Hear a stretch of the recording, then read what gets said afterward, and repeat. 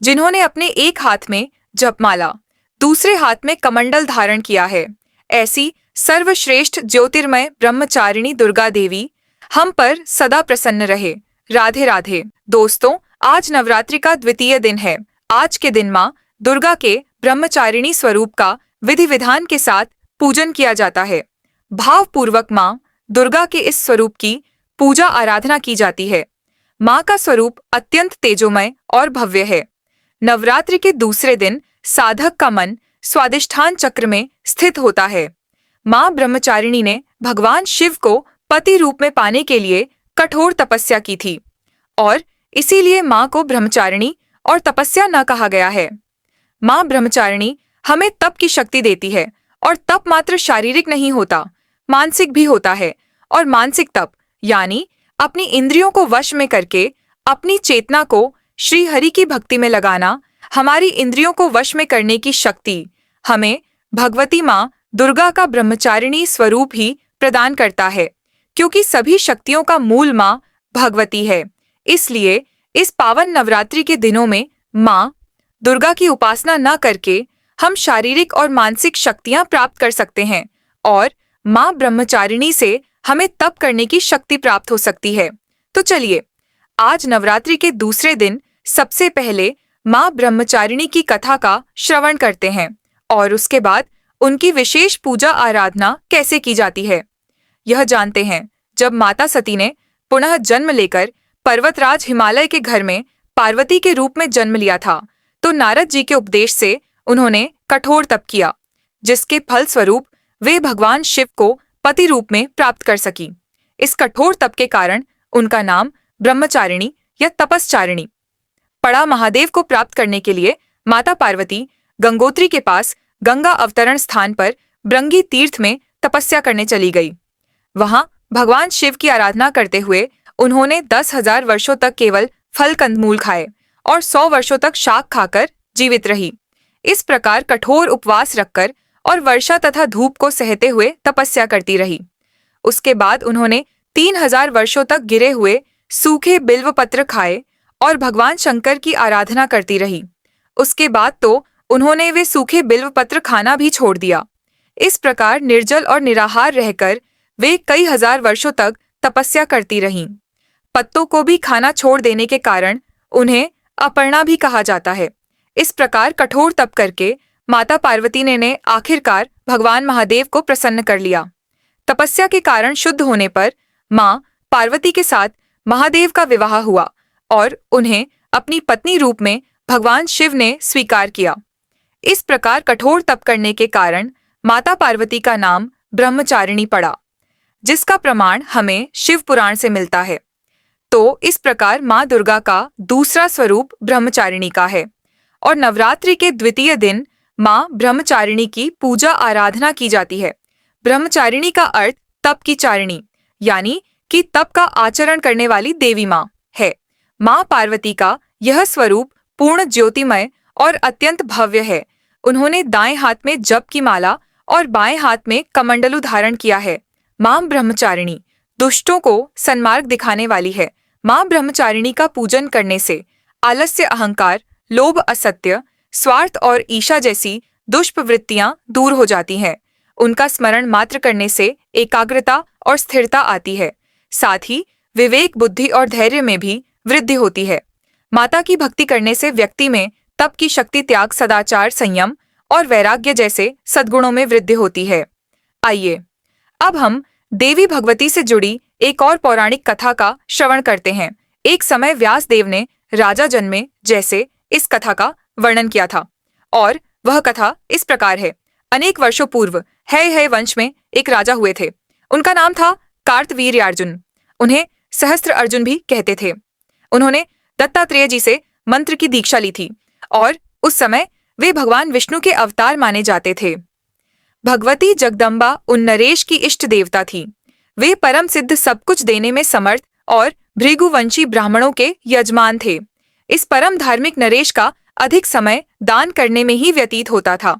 उन्होंने बहुत से यज्ञ किए थे और प्रचुर संपत्ति ब्राह्मणों को बांट दी थी।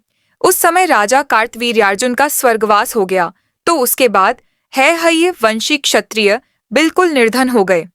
एक समय इन सभी क्षत्रियों को धन की आवश्यकता पड़ी और इस धन को मांगने के विचार से वे उन सभी भृगुवंशी ब्राह्मणों के पास गए। विनम्रता पूर्वक उन्होंने ब्राह्मणों से बहुत से धन की याचना की, किंतु उन लोभी ब्राह्मणों ने कुछ भी धन नहीं दिया। वे बार बार यही कहते रहे कि हमारे पास कोई धन नहीं है। ब्राह्मणों को लगने लगा कि यह है वंशिक क्षत्रिय अब हमें अवश्य ही भयभीत करेंगे। इसलिए उन सभी ब्राह्मणों ने अपनी प्रचुर संपत्ति जमीन में गाड़ दी। कई ब्राह्मणों ने अपने अपनी संपत्ति को दूसरे ब्राह्मणों के घर में छिपा लिया। इस प्रकार लोभ के वशीभूत होकर उन ब्राह्मणों का विचार नष्ट हो चुका था। अपने यजमान को इस प्रकार दुखी देखकर भी वे धन देने के लिए तैयार नहीं हुए। उसके बाद बहुत से वंशी क्षत्रिय धन प्राप्त करने की इच्छा से मृगुणी अपने आश्रम छोड़ के चले गए थे। तब उन क्षत्रियों ने द्रव्य पाने के लिए वहां की जमीन को खोदना आरंभ किया और इसी बीच किसी एक व्यक्ति की दृष्टि घर में गाड़े हुए धन पर पड़ी। सबने धन देख लिया था। जहां भी पता चला वहीं जमीन खोद कर वे सारा धन ले लेते। धन की लालच में आकर उन क्षत्रियों ने आस पड़ोस के ब्राह्मणों के सारे घर खोद डाले और वहां भी उन्हें अन्य संपत्ति प्राप्त हो गई। अब यह देखकर सभी ब्राह्मण रोने और गिड़गिड़ा नहीं लगे। आखिर अंत में उन्होंने क्षत्रियों की अधीनता स्वीकार कर ली। अब उन सभी ब्राह्मणों के घर से अधिकतर धन निकल चुका था। हालांकि वे सभी ब्राह्मण क्षत्रियों की शरण में चले गए थे, लेकिन फिर भी क्रोध के वशीभूत होकर उन क्षत्रियों ने उन पर बाण की वर्षा करना चालू रखा। उस समय कुछ भृगुवंशी ब्राह्मण भागकर पर्वतों की गुफाओं में चले गए। छिप गए तो वंशी क्षत्रिय भी वहां पहुंच गए। भृगुकुल का संहार करते हुए वे इस भूमंडल पर विचरण करने लगे। जहां भी इन क्षत्रियों को भृगु के वंशज मिल जाते, वे उन्हें अपने तीखे तीरों से मारकर उन्हें मृत्यु के देवता यमराज के पास पहुंचा देते। अब यह सभी क्षत्रिय पाप करने लगे थे। उनके इस निंदनीय कर्म से जिन स्त्रियों का गर्व नष्ट हो जाता था, वे बेचारी अत्यंत दुखी होकर क्रूरीच की भांति विलाप करने लगती थीं। और उस समय तीर्थवासी कुछ अन्य मुनियों ने उन अभिमानी वंशी क्षत्रियों से कहा, हे क्षत्रियों, तुम ब्राह्मणों पर इतना भयंकर क्रोध मत करो। यह बड़ा ही अनुचित कर्म है। तुम्हें अनिंदनीय कार्य नहीं करना चाहिए जो ब्रजकुल की स्त्रियों के गर्भ का भी उछल करने में तुम तत्पर हो गए हो। हे क्षत्रियों, जब पुण्य अथवा पाप उग्र और असीमित हो जाता है, तब उसका फल इस जन्म में ही सामने आ जाता है। अतः कल्याणकामी पुरुषों को ऐसा निंदनीय कार्य नहीं करना चाहिए। क्रोध में भरे हुए वे संजय क्षत्रियों ने जब यह बात सुनी तो उन्होंने उन परम दयालु मुनियों से कहने लगे, आप सब लोग तो साधु पुरुष हैं, यह पाप कर्म क्यों किए जाते हैं? इसका रहस्य आप नहीं जानते। हमारे पूर्वज बड़े महात्मा पुरुष थे। कूटनीति के विशेषज्ञ इन ब्राह्मणों ने उन्हें धोखे में डालकर सारा धन उनसे छीन लिया था। यह सभी ब्राह्मण बगुले के समान हैं। हमने अपने कार्य के लिए जब प्रार्थना पूर्वक उनसे धन मांगा तो उन्होंने देने से इनकार कर दिया। हम तो उनके यजमान हैं। हम महान कष्ट भोग रहे थे और यह बात वे भी जानते थे। हमने उनसे थोड़ा सा ही धन मांगा था, लेकिन उनके मुख से बार बार यही निकलता रहा कि हमारे पास कुछ नहीं है, चले जाओ। धन पास होने के बाद भी उन्होंने हमारी प्रार्थना को ठुकरा दिया था। जब हमारे पूर्वज महाराज कार्तवीर्यार्जुन, दिया ब्राह्मण का तो कर्तव्य होता है कि वह किसी भी प्रकार के धन का संचय न करें, विधि पूर्वक यज्ञ करें, दान दें और सुख सुविधा के लिए खाने पीने में व्यय करें। हे विप्रो, ऐसा बताया गया है कि धन रहने पर राजा, चोर, अग्नि और धूर्तों द्वारा महान भय उपस्थित होता है। धन का संग्रह करने वाला व्यक्ति स्वयं मरकर उससे अलग हो कठिन दुर्गति को प्राप्त करता है। यह सभी नियम वे जानते थे, उसके बाद भी यह पुरोहित ब्राह्मणों ने लोभ के कारण संशय में पड़े रहे। दान, भोग और नाश, यही तीन धन की गतियां हैं। पुण्यात्मा पुरुषों का धन दान और भोग में खर्च होता है और पापी यूं ही अपनी संपत्ति से वंचित हो जाते हैं। जो कृपण लोग ना तो धन का दान करता है, न खाने पीने में खर्च करता है और केवल संचय ही करता रहता है, उसे महान क्लेश भोगना पड़ता है और अंत में उसका धन नाश हो जाता है। इसलिए हमारे गुरु कहलाने वाले इन अधम ब्राह्मणों को मारने के लिए हम तत्पर हुए हैं। यह बड़े ही धूर्त हैं। आप तो महात्मा पुरुष हैं, इसलिए आप कृपया इस विषय में क्रोध न करें। इस प्रकार मुनियों को आश्वासन देने के बाद उन हैहय वंशी क्षत्रियों ने अपना कुकृत्य चालू रखा। धन की लालच में आकर उन क्षत्रियों ने ब्राह्मणों को बहुत सताया। लोभ में भरे हुए मानव की बुद्धि नष्ट हो जाती है। वह पापी व्यक्ति कौन सा ऐसा दुष्कर्म है जो नहीं कर सकता? काम, क्रोध और अहंकार, यह तीनों शत्रु हैं, लेकिन यह लोभ इनसे भी बढ़कर शत्रु है। इस प्रकार हैहय वंशिक क्षत्रियों ने दुष्ट बुद्धि वाले बनकर समस्त भार्गव वंश के ब्राह्मणों का संहार कर दिया। जब हैहय वंशिक क्षत्रिय भार्गव वंश की स्त्रियों को इस बात का पता चला तो वे अपार पीड़ा का अनुभव करने लगी। तब वे भय के कारण अत्यंत घबराकर जीवन से निराश होकर हिमालय पर्वत पर चली गई। वहीं नदी के तट पर उन्होंने मिट्टी की मां गौरी की मूर्ति बनाकर स्थापित की और निराहार रहकर उपासना करने लगी। अब उन्हें अपनी मृत्यु सामने दिखाई दे रही थी। उस समय उन श्रेष्ठ स्त्रियों के पास स्वप्न में देवी पधारी और उनसे कहा, तुम लोगों में से किसी एक स्त्री की जानंग से एक पुरुष उत्पन्न होगा। मेरा अंश भूत वो पुरुष तुम लोगों का कार्य संपन्न करेगा। इस प्रकार कहकर भगवती जगदम्बा अंतर्ध्यान हो गई। नींद टूटने पर उन सभी स्त्रियों के मन में बड़ा हर्ष हुआ। उनमें से एक चतुर स्त्री ने गर्भ धारण किया। उसका हृदय भी भय से वंचित नहीं था। वंश वृद्धि के लिए वह वहां से भाग चली। क्षत्रियों ने उसे भागते देख लिया। जब उन्होंने देखा कि तेज से इस ब्राह्मणी का मुखमंडल चमक रहा है, तब वे उसके पीछे दौड़े और कहने लगे, बहुत शीघ्र ही इस नारी को पकड़ लो और मार डालो, क्योंकि गर्भ धारण करके यह यहाँ से जा रही है। इस प्रकार कहते हुए हाथ में तलवार लेकर वे उस स्त्री के निकट पहुंच गए। भय से अत्यंत घबराई हुई वह स्त्री सामने आए हुए उन क्षत्रियों को देखकर रोने लगी। गर्भ में रहने वाले बालक ने सुना कि माता रो रही है। इसकी अवस्था बड़ी दयनीय है और कोई भी उसका रक्षक नहीं है। क्षत्रियों से संतप्त होने के कारण उसके नेत्र जल की धारा बहा रहे हैं। लगता है कि गर्भवती हिरणी सिंह के पंजे में पड़ गई हो। इस प्रकार आंखों में आंसू भरकर कांपती हुई माता को देखकर गर्भ में स्थित बालक के क्रोध की कोई सीमा नहीं रही। वह जांघ चीरकर तुरंत बाहर निकल आया, मानो कोई दूसरा सूर्य प्रकट हुआ हो। उस मनोहर बालक ने अपने तेज से तुरंत ही उन क्षत्रियों के नेत्र की ज्योति को हर लिया। उस बालक की ओर देखते ही मानो वे सभी क्षत्रिय नेत्र विहीन हो गए थे। जन्मांध प्राणी की भांति वे पर्वत की ओर में इधर उधर भटकने लगे। वे समझ नहीं पा रहे थे कि आखिर इस बालक को देखते ही वे नेत्रहीन कैसे हो गए। इससे यह पता चलता है कि इस ब्राह्मणी का ही यह प्रभाव है, क्योंकि इसके पास सतीत्व का महान बल होगा। पतिव्रता नारियों का संकल्प कभी व्यर्थ नहीं हो सकता। दुखी होने पर वे क्षण भर में ही क्या नहीं कर सकती। यह सोचकर वे दृष्टिहीन और निराश्रयस्तकम गत हो गए। उन्होंने अपनी शुद्ध बुद्ध खोकर दोनों हाथ जोड़ लिए और भय से घबराई हुई उस ब्राह्मणी को प्रणाम किया। उन्होंने ब्राह्मणी से प्रार्थना करते हुए कहा, हे माता, अब आप प्रसन्न हो जाइए। हम आपके सेवक हैं, इसमें कोई संदेह नहीं। पापम बुद्धि हो जाने के कारण हम क्षत्रियों द्वारा महान अपराध हो गया है और इसी के फलस्वरूप आपकी दृष्टि पड़ते ही हम सब नेत्रविहीन हो गए। हे माते, हम आपकी शरण में आए हैं। अंधा हो जाना मरण से भी अधिक कष्टप्रद होता है, अतः हमें पुनः नेत्र प्रदान करने की कृपा करें। पुनः दृष्टि प्रदान करके हम सब क्षत्रियों को अपना सेवक बना लें और फिर हम शांत होकर अपने अपने स्थान पर वापस चले जाएंगे और इसके बाद कभी भी हम ऐसा धृत कार्य नहीं करेंगे। अज्ञानवश हमारे द्वारा जो अपराध हुआ है उसे कृपया आप क्षमा करें।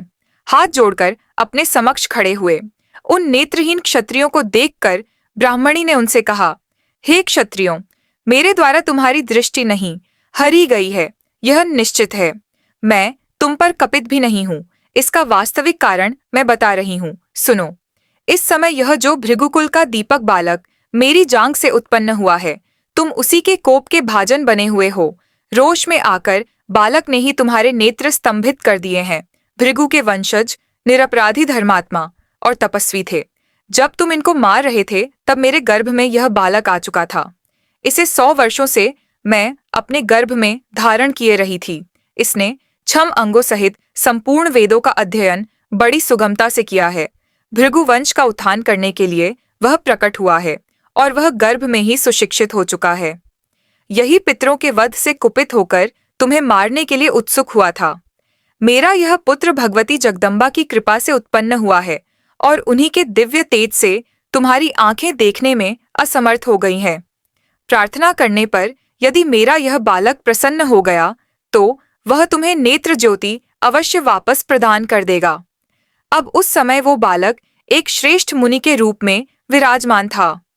ब्राह्मणी की बात सुन सुनकर है वंश के क्षत्रियों ने उसके चरणों में मस्तक झुका दिया और बड़ी नम्रता के साथ नेत्रों में ज्योति पाने के लिए वे प्रार्थना करने लगे। उनकी प्रार्थना से वह मुनि कुमार प्रसन्न हो गया और उनसे कहने लगा, हे राजाओं, ठीक है, आप मेरी कही हुई बात पर विश्वास करके अपने घर लौट जाइए। देव ने जो कुछ भी निश्चित कर दिया है वह अवश्य होकर रहेगा। इस विषय में कोई शोक नहीं करना चाहिए। सभी आर्षि लोग पहले की ही भांति सुखपूर्वक समय व्यतीत करें। जितने भी क्षत्रिय हैं वे सब भी क्रोध त्याग कर आनंद पूर्वक अपने अपने राज्य में लौट जाएं। इस प्रकार उस तेजस्वी बालक के उपदेश देने पर है वंशिक क्षत्रिय आज्ञा लेकर अपने अपने स्थान पर चले गए। अब उनके नेत्रों में पूर्ववत ज्योति आ गई थी। अब वे देखने लगे थे। ब्राह्मणी भी तेजस्वी और पृथ्वी के रक्षक के रूप में प्रकट हुए। उस दिव्य बालक को लेकर अपने आश्रम में वापस आ गई। बड़ी सावधानी से वह उसका पालन पोषण करने लगी और इस प्रकार उस बालक ने रघुवंशी ब्राह्मण न के वंश की रक्षा की। यह ऐसा बालक था जो कि भगवती देवी ब्रह्मचारिणी यानी माता पार्वती की कृपा से प्रकट हुआ था। चलिए अब हम देखते हैं कि नवरात्रि के दूसरे दिन माँ ब्रह्मचारिणी की पूजा आराधना कैसे करनी चाहिए। इस दिन प्रातः ब्रह्म मुहूर्त में उठकर जल्दी स्नान कीजिए। पूजा के स्थान पर गंगा जल छिड़क कर उसका शुद्धिकरण कर लीजिए। घर के मंदिर में दीप प्रज्वलित करें। माँ दुर्गा की प्रतिमा है तो उनका गंगा जल से अभिषेक करें। अगर मूर्ति नहीं है तो चित्र के ऊपर गंगा जल की कुछ बूंदें छिड़क कर उसे स्वच्छ करें। तत्पश्चात माँ दुर्गा को अर्घ्य दें। माँ को अक्षत सिंदूर और लाल पुष्प अर्पित करें। भोग में स्वादिष्ट व्यंजन और फल मिठाई इत्यादि अर्पित करें, किंतु भोग अर्पित करते समय यह ध्यान रखें कि यह शुद्ध और सात्विक हो, यानी बिना प्याज लहसुन का, क्योंकि भगवान को सिर्फ सात्विक चीजों का ही भोग लगाया जाता है। अब धूप और दीपक जलाकर दुर्गा चालीसा का पाठ करें और माँ की आरती करें। देवी माँ ब्रह्मचारिणी को गुड़हल और कमल का फूल अत्यंत पसंद है, इसलिए संभव है तो माँ की पूजा के दौरान इन्हीं फूलों को देवी माँ के चरणों में अर्पित करें। माँ को चीनी और मिश्री भी काफी पसंद है, इसलिए उनको चीनी मिश्री और पंचामृत का भोग भी लगा सकते हैं। दूध और दूध से बने व्यंजन भी उन्हें अति प्रिय है, इसलिए आप उन्हें दूध से बने व्यंजनों का भोग भी लगा सकते हैं। इन्हीं चीजों का दान भी करना चाहिए, तो माँ के आशीर्वाद से सौभाग्य की प्राप्ति होती है। इस प्रकार द्वितीय नवरात्रि का पूरा दिन माँ ब्रह्मचारिणी का विधि विधान पूर्वक पूजन किया जाए तो देवी माँ अवश्य प्रसन्न होती हैं और अपने भक्तों पर कृपा दृष्टि करती हैं। तो हमें आशा है कि यह कथा आपको अच्छी लगी होगी। नवरात्रि के पावन दिनों में देवी माँ भगवती देवी दुर्गा की नृत्य निरंतर कथा सुनने के लिए आपके अपने चैनल को सब्सक्राइब कर लीजिए। मिलते हैं एक नए वीडियो के साथ। तब तक के लिए राधे राधे।